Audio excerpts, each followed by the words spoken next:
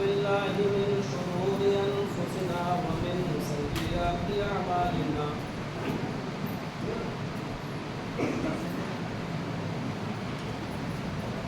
من يهده الله فلا مضل له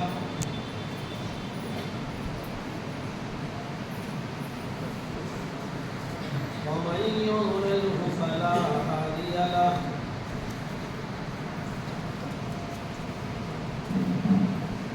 وأشهد أن لا إله إلا الله وحده لا شريك له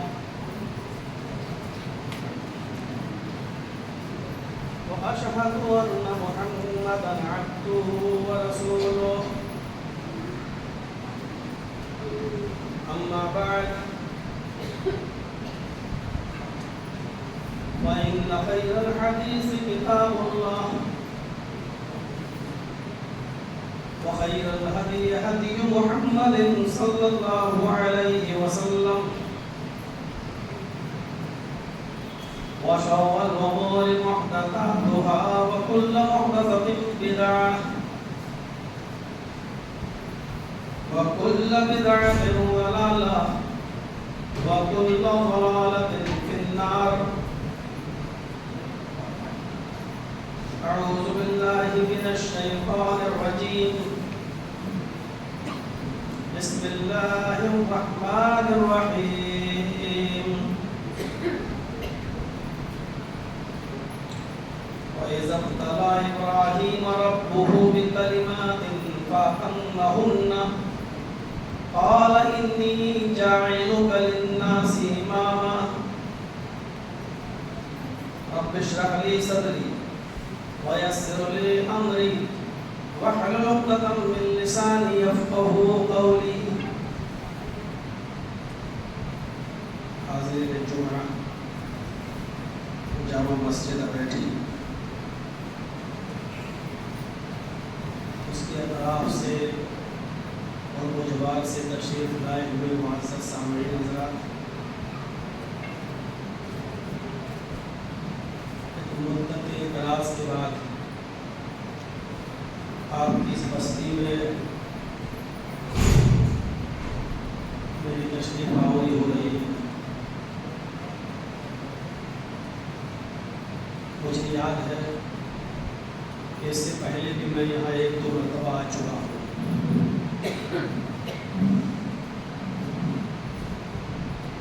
اب تو میں آپ کے بالکل قریب میں رہ رہا ہوں، لکھنؤ میں.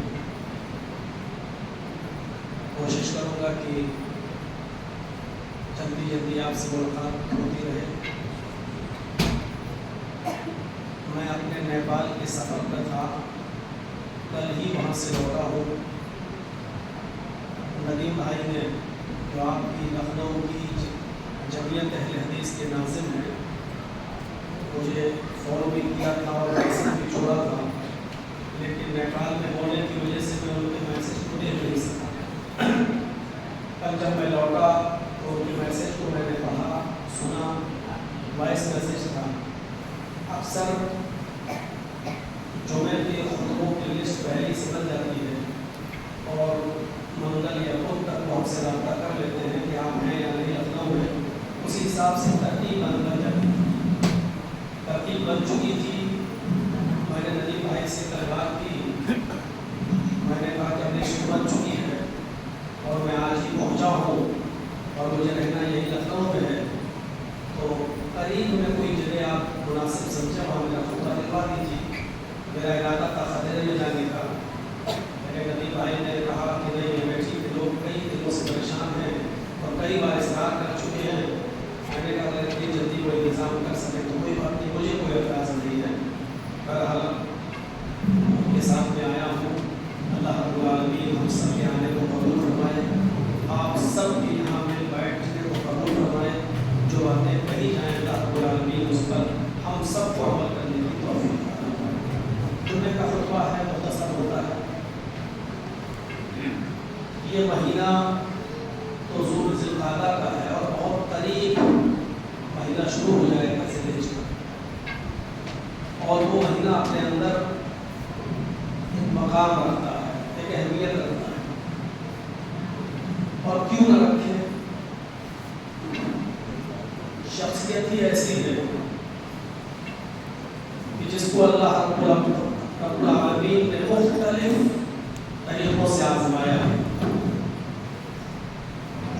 مختلف چیزوں سے آزمایا اور وہ اپنی ہر آزمائش میں پورے اترے، اور پورے اترنے کے بعد ہی اللہ تبارک و تعالیٰ نے ان سے کہا انی جاعلک للناس اماما، میں تم کو پوری دنیا کی انسانیت کے لیے، تمام لوگوں کے لیے میں آپ کو امام بنا دوں گا۔ صرف ایک خاص قوم کے لیے نہیں، انی جاعلک للناس، تمام لوگوں کے لیے میں تم کو امام بنا دوں گا۔ یہ امام کا درجہ، منصب امامت پر فائز کرنا، یہ اس بات کی دلیل ہے کہ کوئی بہت بڑا کارنامہ انجام دیا ہے حضرت ابراہیم علیہ السلام نے اپنی زندگی۔ آج سے تقریباً 5,500 سال پہلے، اور مولانا ابوالکلام آزاد رحمۃ اللہ علیہ کی تحقیق کے مطابق تقریباً 5,200 سال پہلے عراق کی سرزمین پر، جس کا پرانا نام بابل تھا، اب تو موجودہ نام اس کا عراق ہے، اس کا پرانا نام بابل تھا، اور بابل کے اندر ایک بستی تھی جس بستی کا نام اور تھا۔ اور دنیا میں 7 جو عجوبے مشہور ہیں، جن کو ہم 7 عجائب کہتے ہیں، اور آج بھی کہتے ہیں کہ 7 عجوبے مشہور ہیں، ان 7 عجائب میں، ان 7 عجوبوں میں عراق کی بابل کی اس بستی میں، جو اور کی بستی تھی، اس بستی کے اندر ایک باغ تھا، ایک گارڈن تھا، جو زمین اور آسمان کے بیچ میں لٹکتا تھا، اور لوگ اڑن کھٹولوں کے ذریعے اس کے اوپر سیر و تفریح کرنے کے لیے جایا کرتے تھے۔ 7 عجوبوں میں ایک یہ عجوبہ بھی مشہور تھا۔ اب تک تاج محل بھی 7 عجوبوں میں ایک عجوبہ ہے، لیکن بابل کی بستی میں، عراق میں، اور شہر میں جو باغ تھا زمین و آسمان کے بیچ میں لٹکنے والا، اس باغ کے جو رکھوالے تھے وہ بہت امپورٹنٹ لوگ تھے، بہت خاص لوگ تھے۔ ان کی ایک کمیٹی بنی ہوئی تھی، ان کی ایک تنظیم بنی ہوئی تھی، ایک سنگٹھن تھا ان کا، اور اس تنظیم کے مکھیہ پروہت، چیف مین، بہت خاص، جس کو آپ صدر کہہ لو، جس کو آپ پریزیڈنٹ کہہ لو اس کمیٹی کا، اس کا نام تھا آزر۔ اس آزر کے گھر کے اندر حضرت ابراہیم علیہ السلام پیدا ہوئے۔ حضرت ابراہیم کی پیدائش عراق، پرانا نام بابل، اس کے شہر اور، اور اس اور کی اس آبادی میں، اس فضا میں، اس باغ کے جو رکھوالے تھے، ان کے جو چیف پرسن تھے، جو مین آدمی تھے آزر، اس کے گھر میں ابراہیم علیہ السلام پیدا ہوئے، اور بچپنے سے ہی وہ اپنے باپ اور اپنی قوم کے آنکھوں میں چبھتے رہے۔ 7-8 سال کی جو عمر ہوتی ہے کھیلنے اور کودنے کی، اس عمر میں باپ نے جو کام زندگی بھر کیا تھا، اسی کام سے جوڑنا چاہتے تھے ابراہیم۔ وہ بت بنایا کرتے تھے اور بتوں کو بیچا کرتے تھے، بڑا ہو کر میرا بیٹا بھی یہی کرے گا، اس لیے پریکٹس کروائی جا رہی ہے۔ بت بنائے اور ایک رسی میں ان کو باندھا، اور کہا، ایک کپڑے میں ان کو باندھا اور ان کے سر پہ لاد دیا، اور کہا بیٹے جاؤ ان کو مارکیٹ میں بیچ کر آؤ۔ سر پر لاد کر تو لے گئے، لیکن گھر کے باہر گئے تو ابراہیم علیہ السلام نے پورا کا پورا ٹوکرا زمین پر رکھ دیا، اور ان سارے بتوں کو ایک رسی سے باندھ دیا، اور گھسیٹتے ہوئے ان کو بازار میں لے گئے۔ کسی کا ہاتھ ٹوٹتا ہے، کسی کا پیر ٹوٹتا ہے، کسی کی گردن ٹوٹتی ہے، کسی کا سر ٹوٹتا ہے، اور گھسیٹتے ہوئے لے جا رہے ہیں اور بازار میں لے جا کر یوں بیچتے ہیں، آئے ان کی بستی کے لوگوں، آؤ خریدو ان کو، کون ان بتوں کو خریدے گا؟ جو اتنے لاچار ہیں، اتنے بے بس ہیں، اتنے کمزور ہیں کہ جب میں نے ان کو رسی میں باندھا اور گھسیٹا، کسی کا ہاتھ ٹوٹ رہا ہے، کسی کا پیر ٹوٹ رہا ہے، کسی کی گردن ٹوٹ رہی ہے، جو اپنے آپ کو نہیں بچا پا رہے ہیں، وہ تمہاری مدد کیا کریں گے؟ یہ 7 8 9 سال کی عمر میں ان کا انداز انبھکتی زوروں پر تھی، کیسے برداشت کیا جا سکتا؟ شکایت آزر تک آئی اور وہی ہوا جس کا ڈر تھا، 2 4 تھپڑ مارنا، کاٹنا، پٹنا، پھٹکارنا، لیکن فطری طور پر ابراہیم کو اپنے باپ آزر کی باتوں سے اطمینان نہیں ملتا، جو بڑے ہوتے گئے بتوں کے خلاف بغاوت بڑھتی گئی، اور ایک دن آتا ہے کہ ابراہیم کی شادی حضرت سارہ سے ہو جاتی ہے، ہوتا نا لڑکا بگڑ گیا ہے، چلو شادی کر دو سدھر جائے گا، ماں باپ نے بھی جلدی شادی کرا دی، لیکن فطرت نہیں بدلی، بالآخر ابراہیم اور سارہ کو گھر سے نکال دیا جاتا ہے، حضرت ابراہیم نے اپنی بیوی سارہ کو لیا، اپنے بھتیجے لوط کو لیا، اور 3 لوگوں پر مشتمل یہ قافلہ عراق چھوڑ رہا ہے، بابل کو چھوڑ رہا ہے، اور عراق کی سرحد سے لگی ہوئی شام کی سرحد تھی، عراق سے سٹا ہوا سیریا ملک تھا، ملک شام جس کو آج سیریا کہا جاتا ہے، جب شام کے بارڈر پر پہنچتے ہیں اور شام کے اندر قدم رکھتے ہیں تو یوں اپنی بستی کو، اپنی آبادی کو، عراق کو، اپنے شہر کو دیکھتے ہیں، اور دیکھنے کے بعد جو ان کی زبان سے جملہ نکلتا ہے وہ جملہ یہ نکلتا ہے جس کو قرآن ریکارڈ کرتا ہے، انی ذاہب الی ربی سیہدین، او میری قوم کے لوگوں، تمہاری محبت کو خیر آباد کہتے ہوئے، تمہاری محبت کو قربان کرتے ہوئے میں دوسری بستی میں آ گیا ہوں، ان قریب میرا رب میری رہنمائی کرے گا، ان قریب میرا رب مجھے راستہ دکھائے گا، انی ذاہب الی ربی، میں اپنے رب کی طرف نکل گیا، میں اپنے رب کے راستے پر نکل پڑا، انی ذاہب الی ربی سیہدین، بہت جلدی وہی میری رہنمائی کرے گا۔ وطن کو چھوڑتے وقت چھوڑنے کی تکلیف سب کو ہوتی، خدا اللہ کے نبی نے جب مکہ چھوڑا تو خانہ کعبہ کا غلاف پکڑا اور روتے ہوئے کہا، کعبہ مجھے تیرے باشندوں نے مجبور کر دیا، اگر مجھے تیرے باشندوں نے مجبور نہ کیا ہوتا تو میں تیری محبت کو خیر آباد کبھی نہیں کہتا، میں تجھے چھوڑ کے کبھی نہیں جاتا۔ کچھ نہ اہلوں نے ابراہیم کی، اسماعیل کی، یعقوب کی، یوسف کی اور محمد رسول اللہ کی وطن کی اس محبت کو ایمان سے جوڑ دیا، یہاں تک کہ لوگوں نے عربی میں یہ مقولہ بھی پڑھ لیا، حب الوطن من الایمان، وطن کی محبت ایمان کا حصہ ہے، حالانکہ یہ نہ کوئی حدیث ہے، نہ حدیث کا کوئی ٹکڑا ہے، بلکہ یہ موضوع اور من گھڑت کی روایت نہیں ہے، بس یہ لوگوں کے زبان میں چڑھ گئی ہے، ہاں، لیکن نبیوں کی یہ کارنامے ہمیں بتا رہے ہیں کہ وطن کی محبت سب ہو رہی ہے، اور اس جگہ سے محبت ہونی بھی چاہیے جہاں پیدا ہوئے، جہاں پر رہ رہے ہیں، جہاں کھاتے اور پیتے ہیں، اس بستی سے ہمیں محبت ہونا بھی چاہیے، کیونکہ نبی اکرم کو بھی تھی، حضرت ابراہیم کو بھی تھی، اور جب یہ قافلہ وہاں نکلا تو پریشانیوں سے دوچار ہونا پڑا، مصیبتوں سے دوچار ہونا پڑا، خدا اللہ رب العالمین نے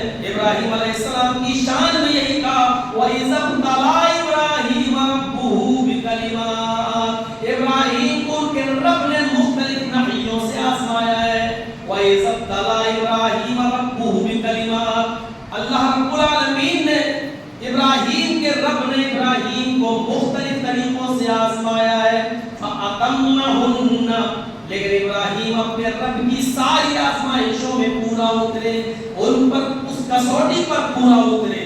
جب ابراہیم علیہ السلام اپنے رب کی ہر آزمائش پر پورا اترے تو اللہ نے پھر ان سے وعدہ کیا، انی جاعلک للناس اماما، میں بہت جلدی تمہیں تمام لوگوں کا امام بنا دوں گا، میں بہت جلدی تمہیں تمام لوگوں کا امام متعین کر دوں گا۔ یہ منصب امامت ان کو ملی ہے آزمائشوں کی بھٹیوں میں تپنے کے بعد۔ یہی سے آزمائش شروع ہوتی ہے۔ جب حضرت سارہ کو لے کر ملک شام پہنچے تو بادشاہ کی نیت خراب ہوتی ہے۔ حضرت سارہ کی خوبصورتی کو دیکھ کر اس نے ابراہیم سے کہا تم یہیں رکو اور سارہ سے پوچھ تاچھ کے لیے ہم ان کو اندر لے جا رہے ہیں۔ پھر اس بادشاہ نے سیریا کے شام کے ان کی طرف غلط نظر ڈالی اور ان کی طرف ہاتھ بڑھانا چاہا، لیکن سارہ نے دعا کی، الہ العالمین اگر میں حق پر ہوں اور تیرا بندہ ابراہیم میرا شوہر اگر حق پر ہے تو مجھے اس آزمائش میں پورا اتارنا، اے اللہ میری عزت و ناموس کی حفاظت فرمانا۔ بادشاہ نے ہاتھ بڑھایا لیکن وہ وہیں رک گیا، وہ حضرت سارہ کے قریبان تک نہیں پہنچ پایا۔ اس نے دعا کی، کہا سارہ دعا کرو میں آئندہ تمہاری طرف ہاتھ نہیں بڑھاؤں گا، اللہ سے دعا کرو تم اللہ کی نیک بندی ہو، اللہ تمہاری دعا سن لے گا اور مجھے ٹھیک کر دے گا۔ حضرت سارہ کو رحم آ گیا، دعا کی اور بادشاہ بالکل ٹھیک ہو گیا۔ اس نے سوچا ہو سکتا ہے یہ اچانک کوئی بات رہی ہو، اس سے دعا کا کیا تعلق ہے؟ اس کی نیت حسن سارہ پر پھر بگڑی، اس نے دوبارہ ہاتھ بڑھانا چاہا لیکن سارہ کی وہی دعا کام آئی اور ہاتھ آگے نہیں بڑھ پاتا تھا، بس وہی رکتا تھا گریبان کے پاس اور وہی شل ہو جاتا تھا، وہی سن پڑ جاتا تھا۔ اس نے 3 مرتبہ ہاتھ بڑھایا اور تینوں مرتبہ سارہ کے سامنے گڑگڑایا دعا کرو، اور اس نے چوتھی مرتبہ چھوڑ دیا۔ پھر اس نے اپنی ایک لوڈی کو جس کا نام ہاجرہ تھا یہ بھی سارہ کی خدمت میں دے دیا، سارہ تم جاؤ اور یہ لوڈی بھی لے جاؤ جو ابراہیم کو دے دینا، جو تمہارے راستے میں کام آئے گی اور خدمت کرے گی۔ حضرت ابراہیم نے بعد میں اس لوڈی کو اپنی بیوی بنا لیا، ان کو نکاح میں لے لیا، ہاجرہ کو اپنی بیوی بنا لیا۔ میرے پیارے ساتھیوں، سارہ سے تو ان کو کوئی بیٹا نہ ہوا لیکن حضرت ہاجرہ سے اللہ رب العالمین نے ان کو ایک بیٹا عطا فرمایا جس کا نام انہوں نے اسماعیل رکھا۔ اس پر بھی ایک بڑی لمبی داستان ہے۔ بعض مفسرین کہتے ہیں ابراہیم علیہ السلام جہاں پیدا ہوئے وہاں عبرانی زبان چلتی تھی اور عبرانی زبان میں عید کے معنی خدا کے ہوتے تھے، اللہ کے عید، جیسے ہم لوگ کہتے ہیں یا اللہ اے اللہ، تو وہاں کے لوگ ایسے ہی کہتے تھے یا عید اے خدا، اے میرے رب سن، اے میرے رب، یا عید یہ کہتے تھے۔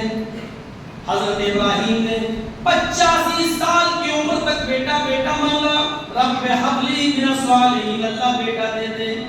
اللہ نے 86 سال کی عمر میں ان کو ایک بیٹا دیا جس کا نام اسماعیل رکھا۔ جب بھی وہ بیٹے کی دعا کیا کرتے تھے تو کہتے تھے اے اللہ مجھے بیٹا دے، پھر کہتے تھے اسمع اسمع، عربی زبان میں اسمع امپریٹیو سینٹینس ہے، پہلے امر سن لے، سن، یا ایل اے اللہ سن لے، وہ کہتے تھے اسمع یا ایل اے اللہ سن لے میری فریاد، اے اللہ قبول کر لے میری فریاد۔ جب اسماعیل پیدا ہوئے، جب ہاجرہ کے بدن سے یہ پیدا ہوئے تو ابراہیم نے ان کا نام ہی رکھ دیا اسماعیل، یہی وہ اسماعیل ہے۔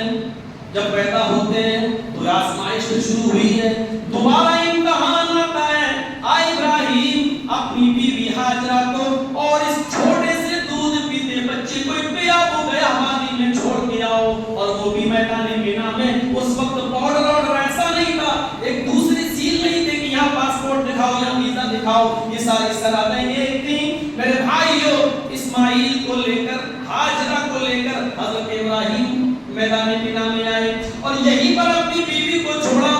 تھوڑے سے ستو تھے، پانی بھی 2-4 گھونٹ تک جو ختم ہونے کے کگار پر تھا، فرمایا چھوڑ دو، اب رہنا نہیں ہے تمہیں ان کے پاس، اب تمہیں دعوت و تبلیغ کے لیے نکل جانا ہے۔ اپنی بیوی کو ایسی بیابوں گیاہ وادی میں چھوڑتے ہیں جہاں نہ درند ہے، نہ پرند ہے، نہ چرند ہے، نہ 4 پیر والا جانور ہے، نہ کوئی حیوان ہے، نہ کوئی انسان ہے۔ پرندے بھی ایسی جگہ پر گھونسلے بناتے ہیں، پیڑوں پر آشیانے بناتے ہیں جہاں آس پاس پانی قریب ہو وہ جا کر پانی پی سکیں۔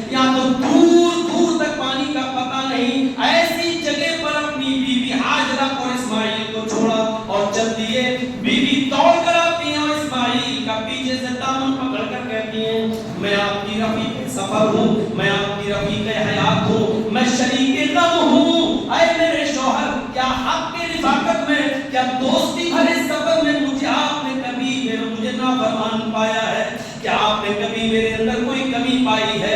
کیا اس زندگی کے سفر میں مجھے کبھی آپ نے اپنے ساتھ کھڑا ہوا نہیں پایا ہے؟ کوئی دن ایسا ہو تو بتاؤ، کوئی لمحہ ایسا ہو تو مجھے بتاؤ جب میں آپ کے قدم سے قدم ملا کر چلی تو آج مجھے چھوڑ کر کہاں جا رہے ہو؟ شاید ابراہیم علیہ السلام کے پاس اس سوال کا جواب نہیں تھا، انہوں نے پیچھے سے ہاتھ چھڑایا اور آگے بڑھنے لگتے ہیں۔ بیوی پھر آگے بڑھتی ہے، چھوٹا سا دودھ پیتا بچہ ابھی اسی ننگی زمین پر لیٹا ہوا ہے، اپنے منہ میں انگلیوں اور انگوٹھوں کو دبا رہا ہے، شاید اسی میں سے اس کو دودھ نکلنے کی امید ہو۔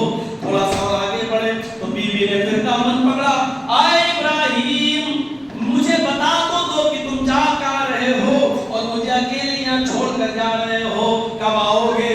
شاید ابراہیم علیہ السلام کے پاس اپنی بیوی کے سوال کا بھی جواب نہیں تھا، انہوں نے اپنی بیوی کا ہاتھ چھڑایا، جھٹک دیا اور آگے بڑھ گئے۔ فرمانبردار بیوی تھی، شوہر اگر اسی میں خوش ہے تو خوش رہنے دو، لیکن جب وہ جانے لگے تو پھر جنگل یاد آیا۔ آج کل کی طرح لائٹوں کا زمانہ بھی نہیں، تمہیں بھی نہیں ہے، پانی کا پتہ نہیں ہے، میں یہاں آؤں رہوں گی، کوئی قافلہ اگر آیا اکیلی کسی عورت کو اس بیابان جنگل میں دیکھا تو میری عزت کا کیا ہوگا؟ ایک اکیلی عورت بہت سی چیزوں کو سوچتی ہے، اس چھوٹے سے بچے کا کیا ہوگا؟ چلو میں تو کہیں ہاتھ پیر مار کر دو چار گھوٹ پانی کا انتظام کر لوں گی، اس بچے کی پرورش کا کیا ہوگا؟ چلو ہم تو کچھ کھا بھی لیں گے، اس بچے کو کیا دیں گے جو ابھی روٹی بھی نہیں کھا پاتا ہے، ابھی اناج کا دانہ بھی نہیں کھا پاتا ہے، اس کو صرف ماں کا دودھ چاہیے یا صرف پانی چاہیے، اس بچے کو کیا، اس کی پرورش کیسے ہوگی؟ جیسے ابراہیم کو تیسری مرتبہ جاتے ہوئے دیکھا تو پھر پیچھے سے دامن پکڑا اور کہا ابراہیم چاہتے ہو جاؤ، جس جگہ جانا ہو جاؤ، میں تم کو روکوں گی نہیں، لیکن اتنا بتا دیجئے اِلَىٰ مَن تَتُرُكُونَ، ہمیں کس کے سپرد کر کے جا رہے ہو، ہمیں کس کے حوالے کر کے جا رہے ہو، ہم یہاں کس کے بھروسے پر رہیں گے؟ تم کو ایک دن بھی لگ سکتا ہے، ایک ہفتہ بھی لگ سکتا ہے، ایک مہینہ بھی لگ سکتا ہے، ایک سال بھی لگ سکتا ہے، اس لیے کہ جس کے پاس کوئی جواب نہیں تو میں تو مختلف باتوں کو سوچوں گی۔ مجھے بتاؤ جب تم آؤ گے مدت دراز کے بعد تو میں تمہیں کیا جواب دوں گی؟ کوئی ضابط تو بتاؤ، کوئی میری ذمہ داری لینے والا تو بتاؤ، مجھے کس کے سپرد کر کے جا رہے ہو؟ شاید حضرت ابراہیم علیہ السلام کی زندگی کا یہی مقصد تھا اور ان کے پاس اس سوال کا جواب تھا۔ انہوں نے اپنی بیوی کا ہاتھ جھڑکتے ہوئے فرمایا اللہ، آئے میری بیوی تیرے اس تیسرے سوال کا جواب ہے میرے پاس، اور وہ یہ ہے کہ تو پوچھتی ہے مجھے کس کے سپرد کر کے جا رہے ہو؟ میں نے تجھے اور اس بچے کو اللہ کے سپرد کر دیا۔ جیسے ہی اللہ کا لفظ سنا فوراً بیوی نے دامن چھوڑ دیا اور چھوڑتے ہی کہا اب آپ چاہیے، اب میں آپ کو بالکل نہیں روکوں گی، آپ نے مجھے جس ہستی کے حوالے کیا ہے لَن يُضِيعُنَ اللَّهُ أَبَدًا، لَن يُضِيعُنَ اللَّهُ أَبَدًا، اب ہمارا رب ہم کو کبھی ضائع نہیں کرے گا، اب ہمارا رب ہم کو کبھی برباد نہیں کرے گا۔ توکل اور بھروسے کی ایسی مثال میرے بھائیوں نہ خانقاہوں پر ملے گی، نہ قبروں پہ چادر چڑھانے والوں کو ملے گی، نہ ان سے بیٹا اور بیٹی ماننے والے تصور کر سکتے ہیں۔ نبی ہے، زندہ نبی ہے، کوئی قبر میں دفن بھی نہیں ہے، زندہ نبی ہے، اور زندہ نبی کے پاس زندہ اور فریاد کر رہی ہے کہ مجھے کس کے حوالے کر کے جا رہے ہو، اور اس زندہ نبی کی زبان سے بھی جو جملہ نکلتا ہے وہ توحید کی ایسی دعوت جو مردہ بابوں کے پاس اس کا جواب نہیں ملے گا، اور وہ جواب یہ تھا اِلَى اللَّهِ، آئے میری بیوی میں بھی تیرے کوئی کام نہیں آ سکتا، میں بھی تجھے پانی نہیں پلا سکتا، میں بھی تجھے 2 گھونٹ پانی نہیں دے سکتا، میں بھی تجھے 2 لقمہ نہیں کھلا سکتا، رہی بھروسے کی بات تو میں نے تجھے اللہ کے سپرد کر دیا۔ توکل و بھروسے کی ایسی مثال سن کر حضرت حاجرہ نے بھی چھوڑ دیا، ابھی تک تم ہی تھوڑی مجھے کھلاتے رہے، تم ہی تھوڑی مجھے پلاتے رہے، تم ہی تھوڑی میرے کرتے رہے. جب تم نے مجھے اللہ کے سپرد کر دیا تو جاؤ. یہ توحید کا قرض وہ عورتیں کیا جانیں گی جو آج یوٹیوب سے چند پیسے کمانے کے لیے اپنے سروں سے دوپٹے اتار کر ٹک ٹاک پہ ڈانس کر رہی ہو اور اپنے ویڈیو بنا رہی ہو, اپنے فالوورز بڑھا رہی ہو, چند روپیہ کمانے کے لیے, جنہوں نے اپنی حیا کو بیچا ہو, اپنے ایمان کو بیچا ہو, اپنے پردے کو بیچا ہو, اپنی وفا کو بیچا ہو, اپنے اسلام کا سودا کیا ہو, اپنے پردے کی بازی لگائی ہو. ایسی لڑکیاں اور ایسی عورتیں اس توحید کو نہیں سمجھ پائیں گی جو چند ٹکوں کے لیے, چند پیسوں کے لیے یوٹیوب پر, انسٹاگرام پر اس حد تک گر چکی ہو کہ وہ چند روپیوں کے لیے اپنے جسموں سے اپنے دوپٹے اتار چکی ہو اور ان کے ماں باپ جانتے ہیں کہ میری بیٹی ہے, ناچ رہی ہے اور ڈانس کر رہی ہے اور تربیت نہیں ہے. میرے پیارے ساتھیوں, اس توحید کو, اس توکل کو نہیں سمجھے اور وہ نہیں, آپ نہیں سمجھیں گے جو اپنی بہنوں بیٹیوں کو بھی ایسا کرنے سے نہیں روک پاتے. توحید کا یہ درس, یہ زندگی. ستو ختم, پانی ختم. اب ہاجرہ کے اوپر ایک اور مصیبت, بچہ پیاسا ہے, لمبی بحث ہے, نہیں جانا چاہتا اس طرف. صفا پہ چڑھتی ہے, نیچے جھانک کر دیکھوں کوئی نہیں ہے. اوپر آتی ہے, پھر مربع پہ چڑھتی ہے, مربع سے جھانکتی ہے کوئی قافلہ نظر آ جائے, تھوڑا سا پانی مانگ لوں. اپنے بچے کے پاس آتی ہے, پیاسا دیکھتی ہے, منہ میں انگوٹھا چباتے ہوئے دیکھتی ہے, پھر صفا پہ بھاگتی ہے, پھر مربع پہ بھاگتی ہے. حدیث کے الفاظ سے قرآن بھی کہتا ہے 7 چکر لگا دیے. پھر اپنے بیٹے کے پاس آ کر کہتی ہے, اے اللہ, میرا شوہر ابراہیم مجھے اور اس بچے کو تیرے حوالے کر کے گیا ہے, میں اپنے شوہر کی امانت ہوں. اے اللہ, ابراہیم کی ضمانت کی تو حفاظت فرمانا, اس بچے کی حفاظت فرمانا. ابھی لب بند نہیں ہوئے تھے, ابھی ہونٹ ہلنا بند نہیں ہوا تھا. اللہ نے کہا, جبریل کیا دیکھ رہے ہو, میرا بندہ میرے حوالے کر کے گیا ہے, ابھی ہونٹ بند نہیں ہوئے تھے. جبریل آئے, اسماعیل جہاں ایڑیاں رگڑ رہے تھے وہیں پر پرما اور پانی کا چشمہ جاری ہوا. ہاجرہ نے پانی کا چشمہ دیکھا, تمہارے خوشی کے پھولے نہیں سماتی ہیں, اور اس پانی کو روکنے لگتی ہے. عبرانی زبان میں پانی کے رک جانے کو بولا جاتا ہے زم, رک جا. ہاجرہ اس پانی کی مڈیر باندھنے لگی, اپنے ہاتھوں سے سمیٹنے لگی. پانی بہ رہا کو سمیٹ رہی ہیں اور کہتی جا رہی ہیں زم زم زم زم. ارے کہاں جا رہا ہے, رک جا رک جا, ٹھہر جا. اللہ کے نبی نے جب منبر پر ایک بار خطبہ دیا تو فرمایا, اللہ رحم کرے ہاجرہ پر. اگر ہاجرہ نے اس پانی کی مڈیر نہ باندھی ہوتی, اگر ہاجرہ نے اس پانی کو روکا نہ ہوتا, تو اللہ اس پانی کو ساری دنیا میں پہنچا دیتا, ساری دنیا میں پھیلا دیتا, اور جو چیز عام ہو جائے پھر اس کی مقدر نہیں ہوتی. اللہ رحم فرمائے ہاجرہ. یہ ایک آزمائش, امتحان. کون سی چیزوں سے نہیں آزمایا اللہ رب العالمین نے. 7 8 9 سال کی عمر میں بتوں مار کھائے, کچھ اور بڑے ہوئے, شادی جلدی کرا دی, گھر سے نکالے گئے. ادھر بادشاہ نے آزمایا, ادھر حکم ہوا بیوی کو چھوڑ دو.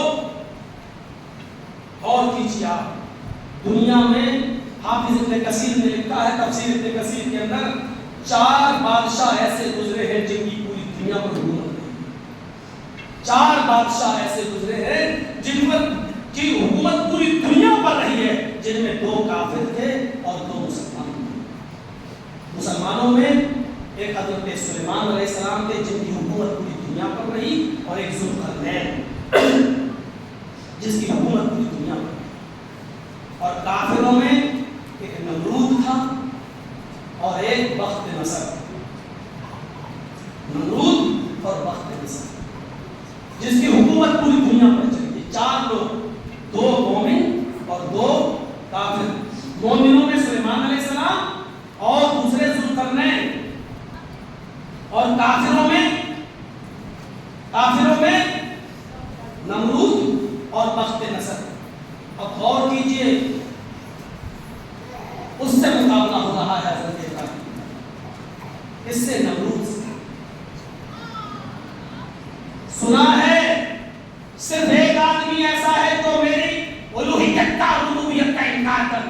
رب نہیں مانتا، نئی نئی چیزیں پیش کرتا ہے، بلا کر لاؤ۔ پیش کیا گیا ابراہیم کو کس کے سامنے؟ نمرود کے سامنے۔ نمرود نے کہا سنا ہے میں نے تم ایسا ایسا کرتے ہو، مجھے رب ماننے سے انکار کرتے ہو، میری عوام کو میری قوم کو بھی برگلاتے ہو، تمہاری شکایت آئی ہے۔ فرمایا اس سے برائی کیا ہے؟ ایک چھوٹا سا ایس پی آپ کو بلا لے، ارے چھوٹا سا ایس پی چھوڑو، ایک چھوٹا سا تھانے کا کمشنر اگر آپ کو اپنے یہاں بلا لے، معمولی درجے کا ایس او آپ کو بلا لے، ایک تھانے دار آپ کو بلا لے، تو آپ کی ہیبری ختم ہو جاتی ہے۔ آپ اس کے سامنے ادب سے کھڑے ہو جاتے ہو، ہاں جی جی حضوری جی حضور کرنے لگتے ہو۔ حضرت ابراہیم کس کے سامنے کھڑے ہیں؟ تصور کیجئے، جو ایک تھانے کا چوکیدار نہیں ہے، کسی پولیس چوکی کا ایس او نہیں ہے، کوئی داروغہ نہیں ہے، کوئی ایس پی نہیں ہے، کوئی ایم ایل اے اور ایم پی بھی نہیں ہے۔ آپ غور کریں کون ہے؟ پوری دنیا کا بادشاہ، پورے ہندوستان میں نہیں، پاکستان میں نہیں، پوری دنیا پر حکومت کرنے والا، اس کے سامنے کھڑے ہیں اور دلیل نے کیا، کہا مجھے رب کیوں نہیں مانتے، وجہ بتاؤ۔ ابراہیم علیہ السلام نے فرمایا رب تو وہ ہے، میں اس کو رب مانتا ہوں، اس اللہ کو اپنا رب مانتا ہوں، یحیی و یمیت، جو زندگی دیتا ہے اور جو موت دیتا ہے۔ موتی عقل تھی، بادشاہ تھی۔ ابراہیم یہ کون سا بڑا کام ہے؟ میں بھی زندگی دے سکتا ہوں، میں بھی موت دے سکتا ہوں۔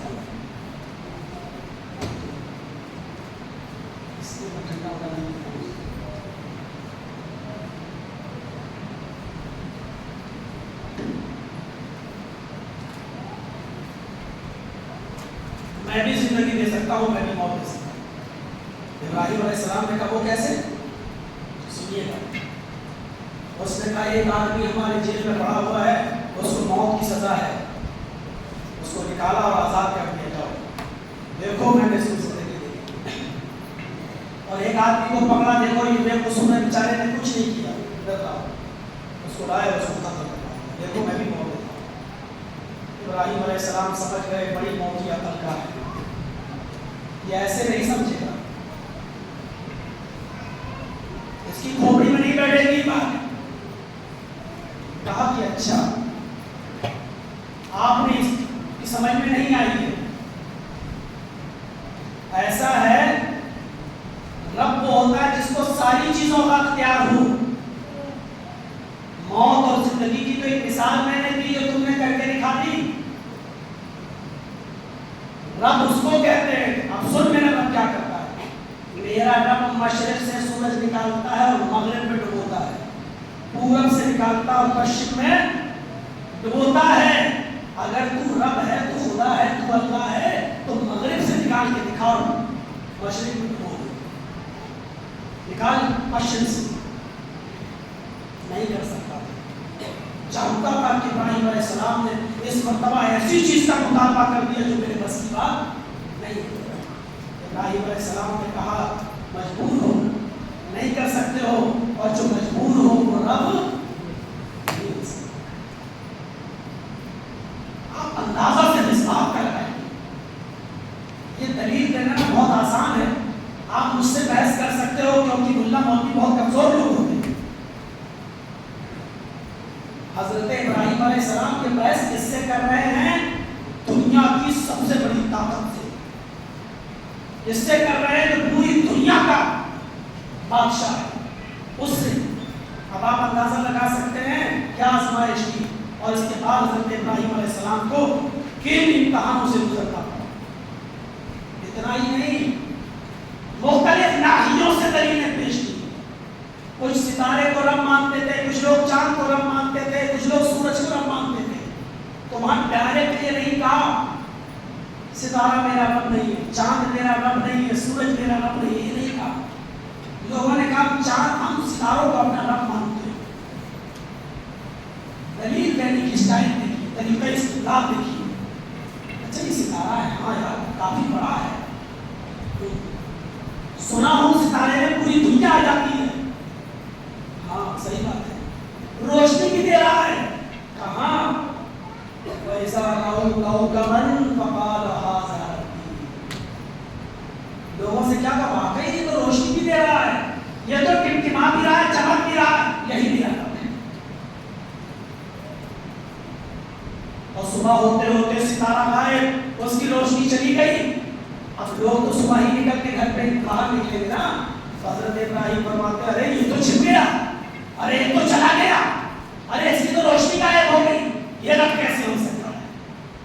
इसका मतलब यह है कि रोशनी सितारे में पैदा करने वाला कोई है।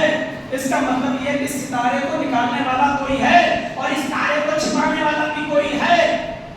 सितारे का निकलना और डूबना इस बात की दलील है कि ये तहज्जुद और हुदूस पर दलील कायम कर रहा है। यानी ये निकलता है, इसका मतलब निकालने वाला कोई है। ये गायब होता है, इसका मतलब इसको गायब करने वाला कोई है। तो हम इसको क्यों रब मानेंगे? हम डायरेक्ट उसी को रब मानेंगे जो इसको निकालता है, जो इसको छिपाता है। दूसरी रात में चांद को देखा, लोगों ने कहा ये मेरा रब है। तो हजरत इब्राहिम ने कहा हाँ ये तो उससे भी ज्यादा चमक रहा है। कुरान कहता है जब हजरत इब्राहिम ने चांद को देखा तो कहा रब्बी है, मेरा रब है। और सुबह होते होते जब चांद में गायब हो गया तो कहने लगे ना ये मेरा रब हो ही नहीं सकता, जो निकले और गायब हो जाए, जो चमके और छिप जाए वो रब हो ही नहीं सकता है। ये सूरज जो चमक रहा है, ये चांद और सितारे की रोशनी से भी ज्यादा रोशन है और ये सबसे बड़ा है। हाज़ा रब्बी हाज़ा अकबर। इब्राहिम अलैहिस्सलाम ने कहा ये मेरा रब है, ये सबसे बड़ा है। हालांकि दिल से नहीं कह रहे थे, तरीका इस्तिदलाल देखो। और शाम होते होते जब सूरज भी छिप गया तो इब्राहिम अलैहिस्सलाम ने कहा ये रब कैसे हो सकता है? आए मेरी कौम के लोगों मुझे बताओ, मुझे समझाओ। सितारा रात को चमकता है और दिन में उसकी रोशनी खत्म हो जाती है। चांद दिन में रात में चमकता है और दिन में उसकी रोशनी खत्म हो जाती है। फिर सूरज चमकता है और सूरज की रोशनी पर रात का अंधेरा गालिब आ जाता है। ये सारी चीजें मगलूब हैं। चांद को दिन की रोशनी मगलूब कर देती है, सितारे को दिन की रोशनी मगलूब कर देती है और सूरज की रोशनी को रात का अंधेरा मगलूब कर देता है। ये सारी की सारी चीजें मजबूर हैं, मगलूब हैं। इसका मतलब गालिब कोई और ज़ात है, वही जो गालिब है और इन तमाम चीजों पर मालिक है। हमारा रब तो वही है, करीब वही मेरी रहनुमाई फरमाएगा। इन तमाम चीजों से मुझे कोई साबका नहीं है। तरीका इस्तिदलाल देखिए कौम के सामने, ये कौम के सामने, वो बादशाह के सामने है और दुनिया के सबसे बड़े बादशाह के सामने और ये पूरी कौम के सामने। और करो बादशाह के सामने जो अलग बगावत बुलंद कर चुका हो और जो पूरी कौम के सामने कह रहा हो ये हमारे रब कैसे हो सकते हैं जो मगलूब हैं, अकेला तड़े तनहा है, न दुनिया का डर, न बादशाह का डर, न कौम का डर। और फिर कल के कीचोड़ पर ऐलान, तुम जिनकी पूजा करते हो एक दिन मैं इनकी ऐसी दुर्गत बनाऊंगा कि तुम देखते रहोगे। और फिर दुनिया ने देखा ईद का दिन था, ईद का दिन था, सारे के सारे लोग मेले में गए हुए थे। हजरत इब्राहिम अलैहिस्सलाम ने बहाना बनाया कि मैं बीमार हूँ, लिहाजा वो नहीं गए। और जब देखा कि सारे के सारे लोग मेले में गए तो इब्राहिम अलैहिस्सलाम खुद खाने में घुस गए। सारे लोगों के सामने देखा, कुल्हाड़ी लेकर गए और कुल्हाड़ी से एक एक बुत को तोड़ डाला। किसी की गर्दन, किसी का हाथ, किसी का पैर, किसी का सर, सब तोड़ डाल दिया। और सबसे बड़ा बुत जो रखा हुआ था उसके साथ उसको बाकी छोड़ और कुल्हाड़ी उसी के हाथ में पकड़ा। कौम के लोग जब आए और अपने अपने माबद में बुत खाने में घुसे तो देखा है कोई औंधे मुंह पड़ा है, कोई इधर लंगड़ा, कोई उधर लूला, कोई इधर गर्दन कटी। किसने किया? लोगों ने कहा कि कोई एक ही आदमी है जो हमारे बुतों को बुरा भला कहता, और तो कोई है नहीं, बुलाओ। حضرت ابراہیم علیہ السلام کو بلایا. قرآن کے الفاظ میں دیکھیے, پوچھا ابراہیم تم دیکھ رہے ہو؟ ابراہیم علیہ السلام کہتے ہو یہ تو بہت برا ہوا. ارے یہ کس نے کیا؟ ارے میں اسی لیے تو تم کو بلایا ہوں, تو بتاؤ یہ کس نے کیا؟ ابراہیم علیہ السلام نے کہا ہے, ایسے دیکھتے ہوئے کہا ارے مجھ سے پوچھ رہے ہو؟ کلہاڑی تو وہ پکڑے بیٹھا ہے. قرآن کہتا بل فعلہ کبیرہم, یہ ان کا سب سے بڑا ہے, اسی نے کیا ہے. بل فعلہ کبیرہم, ان کا سب سے بڑا تو وہی ہے, کلہاڑی بھی اس کی آنکھ میں اسی نے کیا ہے. قوم کے لوگوں نے کہا ابراہیم پاگل سمجھ رکھا ہے مجھے, بیوقوف بناتے ہو, یہ کسی کی سازش ہے, اس کے ہاتھ پہ پکڑا کر گیا. کلہاڑی کو تو پکڑنے کی بھی طاقت نہیں رکھتا, وہ تو اترنے کی بھی طاقت نہیں رکھتا, وہ تو کلہاڑی چلانے کی بھی طاقت نہیں رکھتا. وہ کیسے آ سکتا ہے, کیسے مار سکتا ہے؟ طریقہ استدلال تھا. حضرت ابراہیم نے کہا اچھا یہ تو تمہارے منہ سے سن رہا ہوں میں, ایسا نہیں کر سکتا. کہ نہیں. کہا کہ پھر کیوں عبادت کرتے ہو ایسے بتوں کی, پھر کیوں معبود سمجھتے ہو ایسے لوگوں کو؟ یہ تمہارے معبود نہیں ہو سکتے جو اپنے آپ کو نہ بچا سکے, بڑا والا اتر نہ سکے, اور بڑا والا چھوٹوں کو نہ بچا سکے, وہ تمہاری مدد کیا کر سکتا ہے؟ اس کا مطلب یہی ہے شاطر پکڑا اور آگ میں ڈالو, پھر وہ لمبی بحث ہے, اس طرف ہم نہیں جا سکتے. جو میں کہوں گا میرے بھائیوں, یہ 3 واقعات میں نے آپ کے سامنے بتائے ہیں. اندازہ لگاؤ ابراہیم علیہ السلام کی پوری زندگی کا, جو بہت شارٹ میں نے 45 منٹ کے خطبے میں آپ کے سامنے کی, سارا کا امتحان, پھر ہاجر کو چھوڑنا, پھر اسماعیل علیہ السلام کو چھوڑنا, اور پھر پانی کی تلاش میں ہاجرہ کا ادھر ادھر دوڑنا, اور پھر دنیا کے سب سے بڑے بادشاہ سے ٹکرانا, پھر پوری قوم سے لڑنا. ابھی تو آپ کسی شہر میں چلے جائیے اور ججی صاحب کو دعوت دی گئی تو جلسہ کرانے سے پہلے کمیٹی والے آ جائیں گے, کھانا کھلاتے وقت منائیں گے, مولانا صاحب آپ کی تقریر سنی بڑی خطرناک ہے, بڑی مشکل سے پرمیشن ملی ہے, تھوڑا سا مولانا ہمارے ہاں حساب سے بولیے گا. کیوں؟ ارے آپ تو چلے جائیں گے بول کر, آفتیں ہم کو بھگتنا پڑیں گی, کیس ہمارے اوپر ہوگا. مولانا صاحب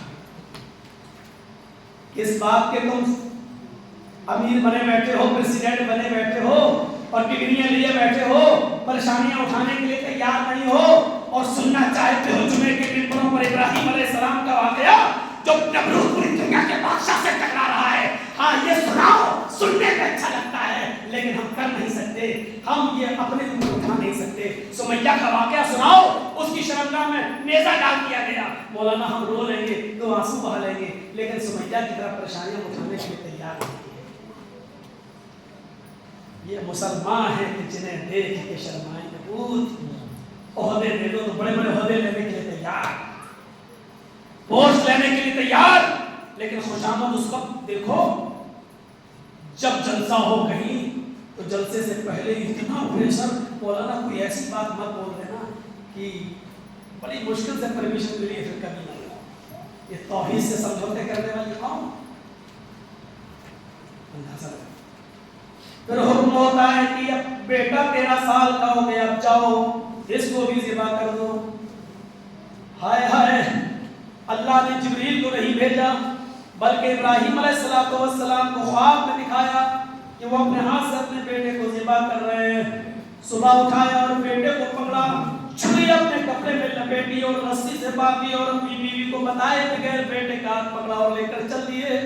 اسی میدان مینا میں لے جانے کے بعد اب اظہار کر رہے ہیں اپنے بیٹے سے, یا بنیا انی ارا فی المنام انی اذبحک فانظر ماذا تری.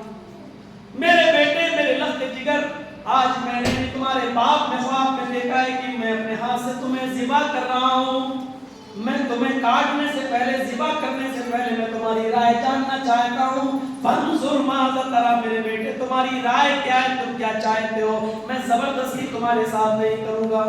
فرما بردار بیٹا کہہ سکتا تھا, اے ابو میں کیسے معلوم کہ آپ نے خواب میں دیکھا یا نہیں دیکھا؟ جبریل کیوں نہیں آئے؟ آپ کے پاس ہر پیغام لے کر تو جبریل آتے ہیں. اگر اللہ میری قربانی مانگ رہا تو جبریل کو کیوں نہیں بھیجا؟ اے ابو جان آپ نے خواب دیکھا، آپ کے خواب کی حقیقت کیا میں کیسے مان لوں؟ میں نہیں مانتا ہوں آپ خواب کو. بیٹا کہہ سکتا تھا یہ ساری باتیں، لیکن بیٹے نے صاف طور پر فرمایا اے ابو جان اب ماں سے اجازت لینے کی ضرورت نہیں ہے. اے ابو جان آپ نے خواب میں دیکھا ہے اور آپ چھری لے کر یہاں چلے بھی جائے. یا ابت فعل ما تؤمر ستجدنی انشاءاللہ من الصابرین. اے ابو جان آپ اس کام کو کر ڈالیے جس کا اللہ تعالیٰ نے آپ کو حکم دیا ہے، انشاءاللہ مجھے صبر کرنے والوں میں سے پائیں گے. باپ کے حکم کی فرما برداری بیٹے نے اس میدان مینا میں جو کی، اس کی ایسی مثال نہیں مل سکتی ہے. آئے قربانی کے جانور پر چھری چلانے والوں، آئے قربانی کے موٹے موٹے جانور بکرا وغیرہ خرید کر لانے والوں، قربانی کے جانور پر چھری چلانے سے پہلے سوچ لینا تمہارا باپ تم سے ناراض تو نہیں ہے، تمہاری ماں تم سے ناراض تو نہیں ہے، تمہارا بڑا بھائی تم سے ناراض تو نہیں ہے، تمہاری بڑی بہن تم سے ناراض تو نہیں ہے. ابراہیم علیہ السلام نے جب قربانی دی تو بیٹے نے اپنے باپ کے حکم کو بھی مانا. باپ اور بیٹے کی فرما برداری کی مثال بتلا رہی ہے کہ قربانی اسی وقت ہوگی جب تمہارا باپ تم سے راضی ہو، تمہاری ماں تم سے راضی ہو. اگر تم نے قربانی کے جانور پر چھری چلا دی اور تمہارا باپ تم سے ناراض، کعبے کے رب کی قسم تیری قربانی تیرے منہ پہ ماری جائے گی. تیری ماں تجھ سے ناراض، تیری قربانی گوشت کھانے کے لیے، لیکن اللہ رب العالمین کیا تیری قربانی قبول نہیں. ان تمام چیزوں کی اپنی محبت، بیٹے کی محبت کی قربانی بھی ابراہیم علیہ السلام دے رہے ہیں. اس کا نام ہے قربانی. قربانی صرف جانور کے گلے پر چھری چلا دینے کا نام نہیں ہے، اس کا گوشت غریبوں میں تقسیم کر کے تھوڑا گوشت کھا لینے کا نام قربانی نہیں ہے.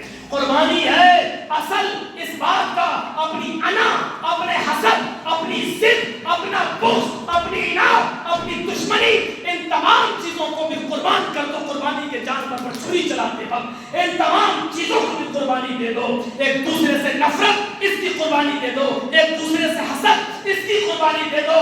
ایک دوسرے سے جلن اور بغض اور اناد اور دشمنی، ان تمام چیزوں کی قربانی دے دو. ان جانور پر چھری چلانے سے پہلے اگر اس ساری چیزوں کی قربانی دے رہے ہو تو قربانی قبول، اور ان ساری چیزوں سے کی قربانی اگر نہیں دے رہے ہو تو صرف گوشت کھانے کی قربانی ہے. یہ قربانی تمہارے منہ میں ماری جائے اور کوئی مقصد نہیں. جمعے کا خطبہ تھا، میں تو 1 بجے سے زیادہ بولنے کا بھی منع کر رہا تھا، پھر انہوں نے کہا 15 منٹ اور لے لو. میں نے تو اور 10 منٹ اور زیادہ کھینچ دیا ہے. میرے بھائیوں، معذرت کے ساتھ اللہ رب العالمین سے دعا کرتا ہوں کہ بار اللہ قربانی کا صحیح مقصد ہمیں سمجھنے کی توفیق عطا فرمائے. ہم جب قربانی کریں تو بار اللہ دشمنی، اناد، بغض اور حسد و کینہ، ان تمام چیزوں کی قربانی کرنے کی ہمیں توفیق عطا فرمائے. ابراہیم علیہ السلام کی پوری زندگی سے ہمیں سبق حاصل کرنے کی توفیق عطا فرمائے. الہی العالمین ہم اس سے دعا کرتے ہیں قربانی کے جانور کا قطرہ گرتے ہی ہمارے تمام گناہوں کو معاف فرما دے اور اس کو قبول فرما لے. اور بار اللہ قربانی کی قبولیت کے جو شرائط ہیں وہ ہمیں پورا کرنے کی توفیق عطا فرما. جب تک تو ہمیں زندہ رکھ، اسلام کا زندہ رکھنا، اور جب ہمارا خاتمہ ہو تو ایمان پر ہمارا خاتمہ فرمانا. وما علینا الا البلاغ المبین وآخر دعوانا ان الحمد للہ.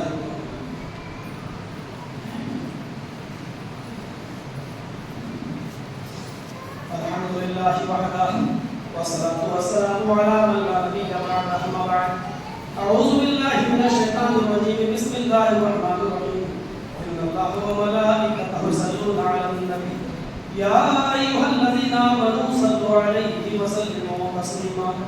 اللهم صل على محمد وعلى آل محمد كما صليت على إبراهيم وعلى آل إبراهيم إنك حميد مجيد. اللهم بارك على محمد وعلى آل محمد كما باركت على إبراهيم وعلى آل إبراهيم إنك حميد مجيد. إن الله يأمر بالعدل والإحسان وإيتاء ذي القربى وينهى عن الفحشاء والمنكر والبغي يعظكم لعلكم تذكرون. اذكروا الله يذكركم وادعوه يستجب لكم ولذكر الله تعالى أعلى وأولى وأجل وأكبر وأكبر. مردوں میں جتنے آدمی ہیں سب بنانے